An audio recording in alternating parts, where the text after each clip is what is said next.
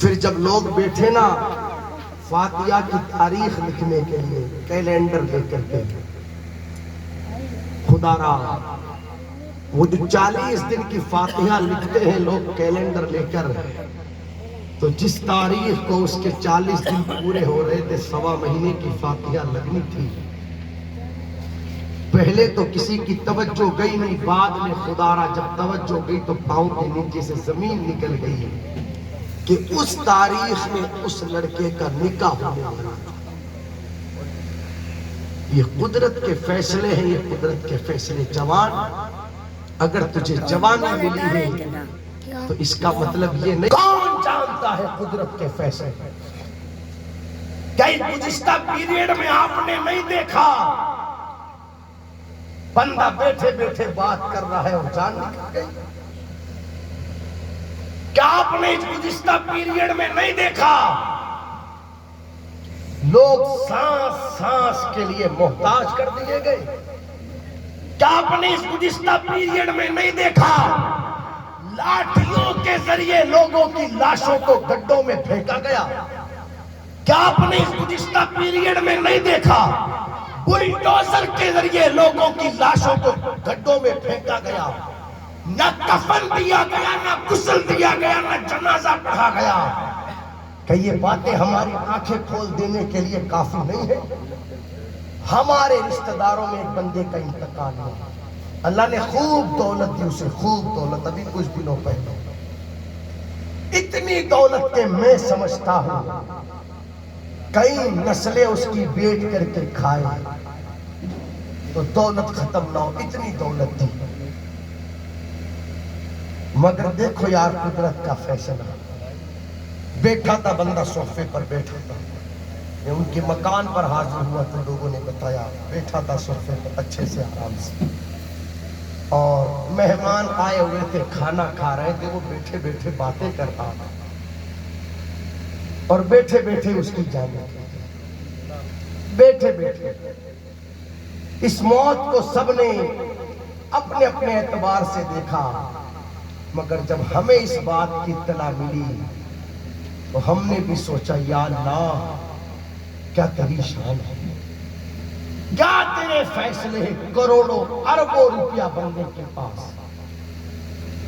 مگر قدرت نے اتنی مہلت بھی نہیں دی کہ بندہ 1 روپے کی گولی تو لے سکے۔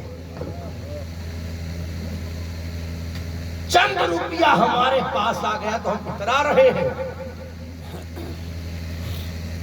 10 20 50 روپے کے ہم مالک بن گئے تو ہم اترا رہے ہیں۔ دیکھیں یہ قدرت کے فیصلے، اتنی مہلت بھی نہیں دی قدرت نے کہ بندہ 1 روپے کی گولی لے سکے، سب دھرا کا دھرا رہ گئے۔ سچ فرمایا اللہ نے قرآن میں، الہاکم التکاثر حتی زرتم المقابر، مال کو زیادہ کرنے کی طلب نے تمہیں اللہ سے غافل کر دیا، حتی زرتم المقابر، یہاں تک کہ تم نے قبروں کا منہ دیکھ لیا۔ آج دیکھیں نا مال کی زیادہ طلبی نے ہمیں کر دیا نا غافل اللہ سے، کر دیا نا غافل نماز سے۔ آپ دیکھیں حال شہروں کا جا کر، رات کو 2 3 بجے تک دکانیں اس رمضان شریف میں کھل رہی ہے۔ میں پوچھنا چاہتا ہوں کسی لیے دولت کمانے کے لیے؟ تو دولت کمانے کے لیے تو 2 3 بجے تک جاگ سکتا ہے، مگر فجر کی نماز کے لیے 15 منٹ تیری آنکھ نہیں کھل سکتی۔ کر دیا نا دولت نے تجھے اللہ سے غافل۔ اور ہوگا کیا، ایک وقت وہ آئے گا کہ تو بھی قبر کا منہ دیکھ لے گا۔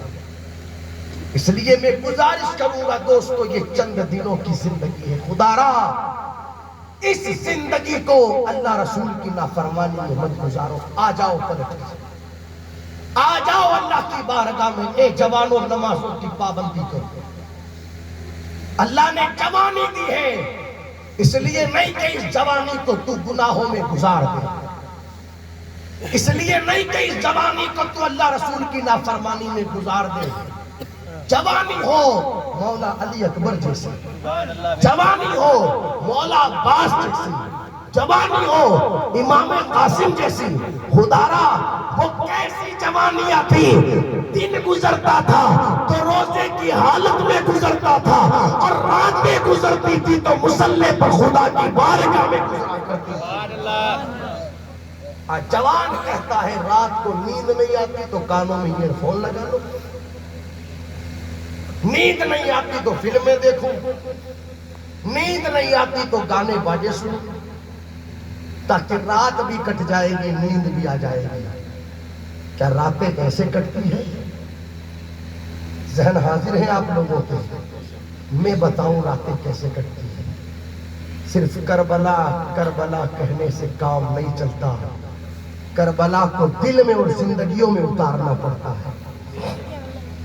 محرم الحرام کی 10ویں شب ہے، میرا حسین اپنے خیمے میں، آپ کی بہن ہے نام